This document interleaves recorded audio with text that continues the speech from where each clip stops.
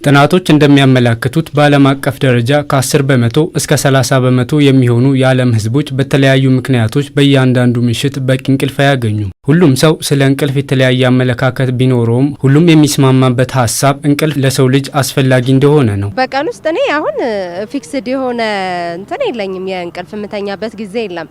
ግን ያው በትክክለኛ ለምሳሌ አንዳንዴ ከ4 ሰዓት ጀምሮ ልምተኛበት ጊዜ ከ4 ሰዓት እስከ ጠዋት 12 ሰዓት አሁን ይዛኔ አሪፍ የሆነ ቀን ነው የሚኖረኝ በማግስቱ ማለት ነው። ግን አንዳንዴ ባልሆነ ምክንያት ምናምን አለ አይደል በሚያጋጥምህ በቀን ውሎ ስትረበሽ ወይም ደግሞ አንዳንድ ኬዞች አሉ በዛ ምክንያት እንቅልፍ ካልወሰደኝ በማግስቱ የመደበር ወይ የሆነ ጭንቀት የመረበሽ ስራው ራሱ ኖርማል የሆነ ቀን የተበላሸ ቀን ነው የሚሆነው። በቀን እኔ ከ5 ሰዓት እስከ 6 ሰዓት ነው የምተኛው። እንደዛም ሆኖ ግን በቂ የለም። ያው በቂ እንቅልፍ ካላገኘው ጭንቀት፣ ድብርት እንዲሁም ደግሞ ስራዎቻችንን በአግባቡ እንዳንሰራ ምርታማ እንዳንሆን ያደርገናል። ማታ በጊዜ ነው የምተኛው፣ 2 ሰዓት እተኛለሁኝ። ጠዋት ግን ልጆች ለማሰማራት ስለምነሳ ሌሊት 11 ሰዓት እነሳለሁኝ። 11 ሰዓት ተነስቼ ቁርሳቸውን ሰርቼ ምን ብዬ እነሱ ወደ ትምህርት ቤት እሸኛለሁኝ። እኔም ወደ ስራ ገባለሁ ማለት ነው። እንቅልፍ ደግሞ ባልተኛ ያው ራስ ምታት በጣም ያመኛል። ለነገ ድባት፣ ጭንቀት ስራ መስራት አልችልም። ብቻ ኦልሬዲ የሰው ልጅ በ24 ሰዓት ከ6 እስከ 8 ሰዓት መተኛት አለበት ብዬ ነው ማምነው እና በሳይንስም በትምህርትም ይሄን ነው የሚደግፈው። ካንሰር፣ የመርሳት በሽታ፣ ዝቅተኛ የማሰላሰል ብቃትና ሌሎችንም አእምሯዊና አካላዊ የጤና እክሎችን እንደሚያስከትል ሳይንስ አረጋግጧል። አንድ ሰው በቀን ውስጥ ቢያንስ በአቬሬጅ እንደየእድሜው ቢለያይም በአቬሬጅ ለ8 ሰዓት መተኛት አለበት ተብሎ ይታሰባል። በእድሜ ልዩነት ቢኖረውም እነዚህ ነገሮች ካላገኘን ደግሞ የሚያስከትለው የተለያየ የጤና ጉዳት አለ። አንደኛውና ትልቁ ነገር ምንድነው? አንድ ትኩረት ማድረግ መቸገር ሊመጣ ይችላል። ሌላው ደግሞ አካላዊ የተለያዩ ህመሞችን ሊያስከትል ይችላል። ለምሳሌ እንደ ስትሮክ፣ ከልብ ጋር የተገናኘ የተለያዩ ህመሞችን ሊያመጣ ይችላል። ከመርሳት ጋር የተገናኙ ህመሞችን ሊያመጣብን ይችላል። ሌላው ደግሞ ትልቁ ከስነ አእምሮ ህመም ጋር የተገናኙ ብዙ ነገሮችን ሊያመጡብን ይችላሉ።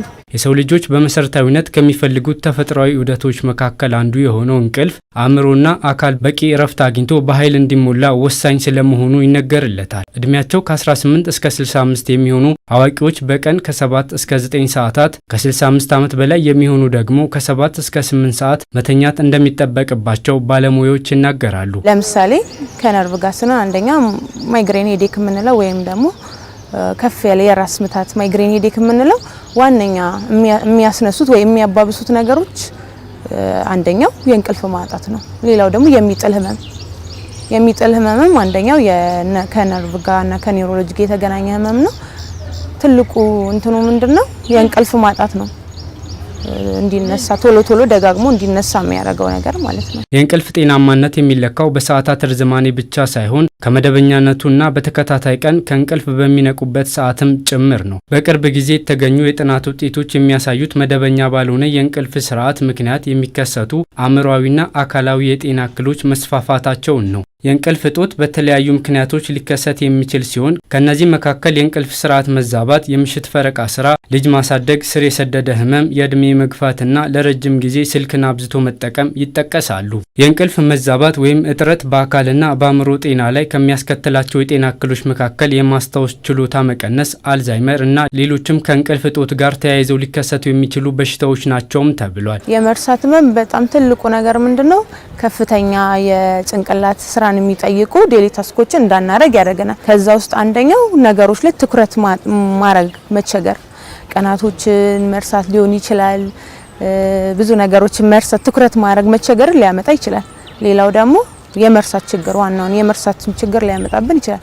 ትልቁ ግን ትልቅ ይፈርትና የሚፈልጉ የጭንቅላት ስራ የሚፈልጉ ነገሮችን እንዳናረግ ሊያረገን ይችላል ማለት ነው። የስሜትና የአእምሮ ጤና በአንጎል ውስጥ ያሉ የነርቭ ሴሎች ሲተኙ ጠንካራ አቅም የሚያገኙበትን እረፍት መላበስ ያስችላቸዋል። ነገር ግን በቂና ጥራት ያለው እንቅልፍ ካላገኙ የነርቭ ሴሎች በሚቀጥለው ቀን አዲስ ግንኙነትን ለመፍጠር ይቸገራሉ። ይህም መረጃን የመገምገምና የማገናዘብ ችሎታን ይጎዳል። በዚህ የተነሳ ሰውነት እንደ አድሬናሊን እና ኮርቲሶል ያሉ የጭንቀት ሆርሞኖችን በማመንጨት የብስጭትና የመነጫነጭ ስሜት እንዲሰማቸው፣ ለውሳኔና ለመደምደም ችኩል እንዲሆኑ እንዲሁም ትዕግስትን በማሳጣት ቁጡ እንዲሆኑ ያደርጋል። በዚህም የመንፈስ ጭንቀትን፣ ድብርት፣ ለስሜት መለዋወጥ፣ ባይፖላር ዲስኦርደር እንደሚያጋልጥ ጥናቶች ጠቁመዋል። አንዳንድ የእንቅልፍ ማጣት ውጤቶች የበለጠ አደገኛና ለህይወት አስጊ ናቸው። ችግሩ የተባባሰና ለረጅም ጊዜ የሚቆይ ከሆነ እንደ ቀላል መታየት እንደሌለበት ባለሙያዎች ያነሳሉ። በተደጋጋሚ የሚከሰት እንቅልፍ ማጣት ሳይቶኪን የተባሉ የኢንፌክሽን ባክቴሪያዎችን በማምረት ረገድ ከፍተኛ ሚና አለው። ይህም የመተንፈሻ አካላት በሽታና እብጠት፣ አስም እንዲሁም ለደም ቧንቧዎች ውፍረት ምክንያት ሊሆን ይችላል። ከዚህ ባለፈም በደም ውስጥ ያለውን ስኳር የሚቆጣጠረው ኢንሱሊን ስርዓት እንዲዛባ በማድረግ ታይፕ 2 የተሰኘውን የስኳር በሽታ የማስከተል እድሉ ከፍተኛ ነው። የእንቅልፍ ሰዓትን ተመሳሳይ ማድረግና በምንተኛበት ጊዜ እንደ ስልክ ያሉ